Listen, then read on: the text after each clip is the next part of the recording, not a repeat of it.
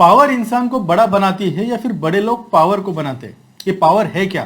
दोस्तों यहाँ पे पावर यानी राजनीति की बात मैं बिल्कुल नहीं कर रहा हूँ, क्योंकि मैं हूँ शेयर मार्केट से। तो पावर यानी आपको समझ आना चाहिए, मैं बात कर रहा हूँ पावर सेक्टर की।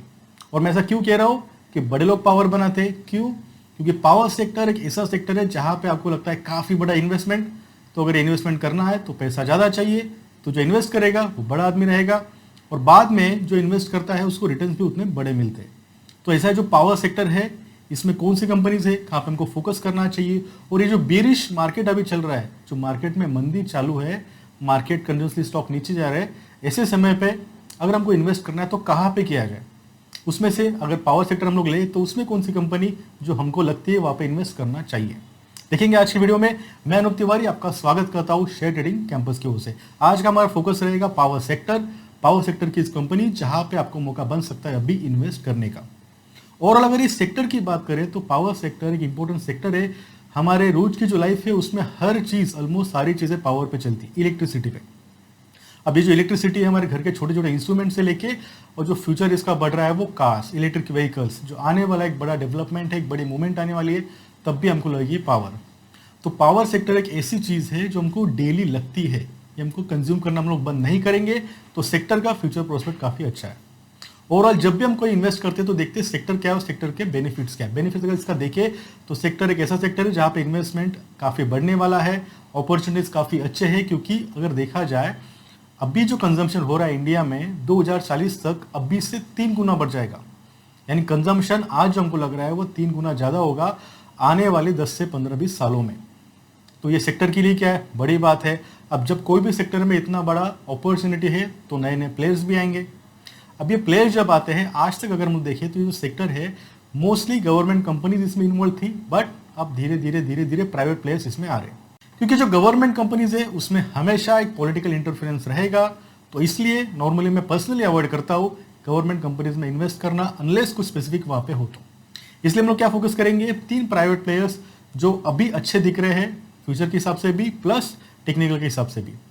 तो सेक्टर की जैसे हमने बात की, पॉजिटिव पॉइंट हमने देखा। निगेटिव पॉइंट क्या है सेक्टर का, तो ये सेक्टर में निगेटिव पॉइंट है काफी बड़ा इन्वेस्टमेंट। अगर आपको पावर में इन्वेस्ट करना है तो काफी ज्यादा पैसा लगता है, तो जो भी कंपनी इसमें आती है उसको डेप लेना पड़ता है, और सारी कंपनीज में काफी बड़ा कर्जा होता है।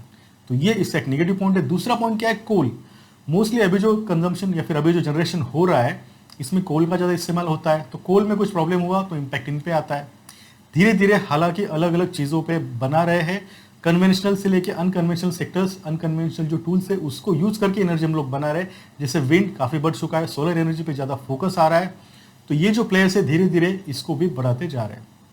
अब अगर बात करेंगे तो कौन से ऐसे 3 प्लेयर्स है जो अभी हमको अच्छे लगे, तो सबसे पहले सबसे पुराना प्लेयर्स पावर सेक्टर में है वो है टाटा पावर, जिसका शुरुआत हुआ था 1916 के आसपास। ऑलमोस्ट आप 100 साल पुराना ब्रांड है, काफी पुरानी कंपनी है। इसके पॉजिटिव पॉइंट क्या है, बड़ा सेटअप है, पुरानी कंपनी है, ऑल ओवर इंडिया इसका प्रेजेंस है, बैकअप काफी अच्छा है, तो टाटा पावर एक बड़ी कंपनी है। दूसरी कंपनी अगर देखिए तो अदानी पावर। अदानी, जैसे मैंने कहा, अदानी में एक बड़ा ब्रांड है। टाटा अदानी इंडिया के सबसे बड़े इंडस्ट्रियलिस्ट है। अब अदानी की बात करें तो ये रिसेंटली सेक्टर में आया ऑलमोस्ट 2005-06 के आसपास, ऑलमोस्ट टाटा से 90 ईयर्स बाद में, बट पिछले 10-15 सालों में उन्होंने काफी बड़ा मोमेंटम लिया है और काफी ज्यादा इनका जनरेशन कैपेसिटी बढ़ चुका है। अदानी का भी प्रेजेंस ऑल ओवर इंडिया है, तो ये भी एक बड़ी कंपनी है। और ऑल ओवर आजकल हमको पता है अदानी की सारी कंपनीज वैसे भी चल रही है। और तीसरी कंपनी जो हम इसमें देखेंगे, दोनों के कंपैरिजन में कंपनी छोटी है, उसका ओवरऑल प्रेजेंस गुजरात के आजू बाजू में ज्यादा सीमित है, वो है टॉरेंट पावर। इसका अभी तक ऑल ओवर इंडिया उतना प्रेजेंस नहीं है, फोकस गुजरात उसके आजू बाजू एरिया में है। और रिसेंटली यानी कल या परसों की न्यूज़ है कि इसको कर्नाटक में एक विंड एनर्जी का प्रोजेक्ट मिला है, जिसका इन्होंने साइन किया है।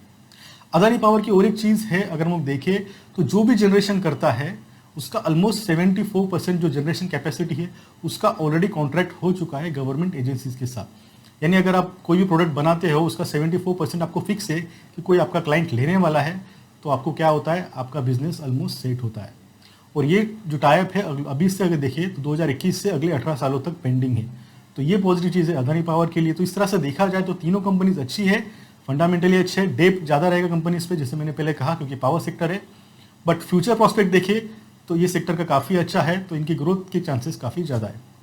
तो ये थे, बाकी चीज़ें हम लोग देखेंगे टेक्निकल के हिसाब से क्या अभी सही समय इन्वेस्ट करने का। तो जाते हैं टेक्निकल के पास और देखते हैं वहाँ पे चार्ट्स हमको क्या दिखा रहे हैं। सबसे पहले बात करते हैं टाटा पावर की। टाटा पावर की अगर बात करें तो ये डेली का चार्ट आपके स्क्रीन पे है। 200 EMA के ऊपर अभी प्राइस है, तो अच्छा है बाइंग के लिए। और यहाँ पे अगर देखिए तो कुछ दिन नीचे रहने के बाद प्राइस अभी कंटिन्यूसली अप ट्रेंड में दिखा रहा है।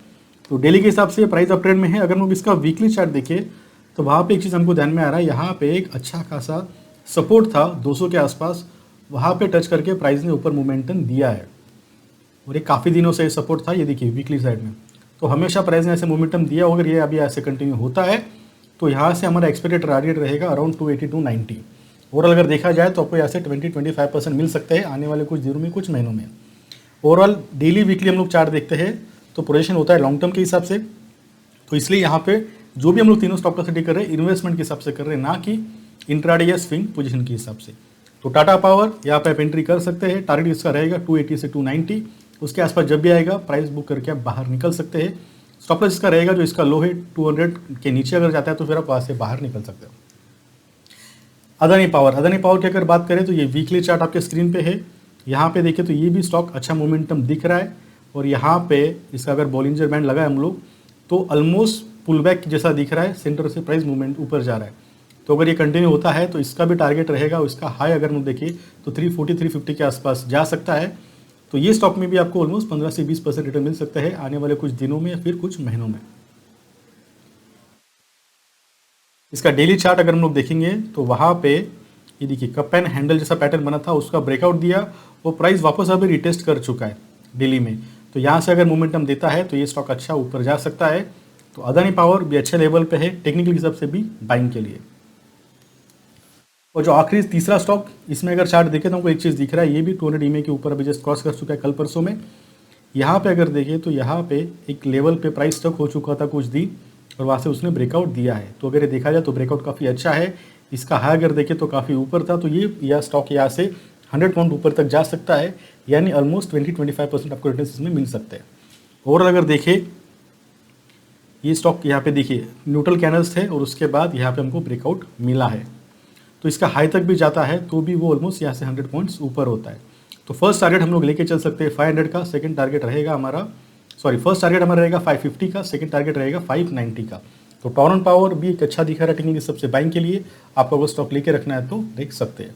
तीनों भी स्टॉक है, तीनों में से कोई भी एक या दो आपके हिसाब से आप ले सकते हैं। जब भी पोर्टफोलियो बनाते हैं आपको आपका जो वैल्यू है उसको डिसइन्वेस्ट करना है, 2-3 से 5 से 10 स्टॉक में इन्वेस्ट करना होता है। पूरा पैसा एक सेक्टर में एक स्टॉक में नहीं लगाना चाहिए। तो दोस्तों इस तरह से हमने देखा चार्ट्स हमको क्या दिखा रहे और साथ में देखिए बाकी चीजें, फ्यूचर प्रॉस्पेक्ट, सेक्टर एनालिसिस, सब कुछ हमने किया है। आई होप आपको ये वीडियो पसंद आएगा। एनालिसिस पसंद आ रहा है तो लाइक जरूर करिए और हमारे चैनल को सब्सक्राइब करिए ताकि ऐसे नई नई अपडेट्स आपको मिलती रहे। Thank you for watching this video.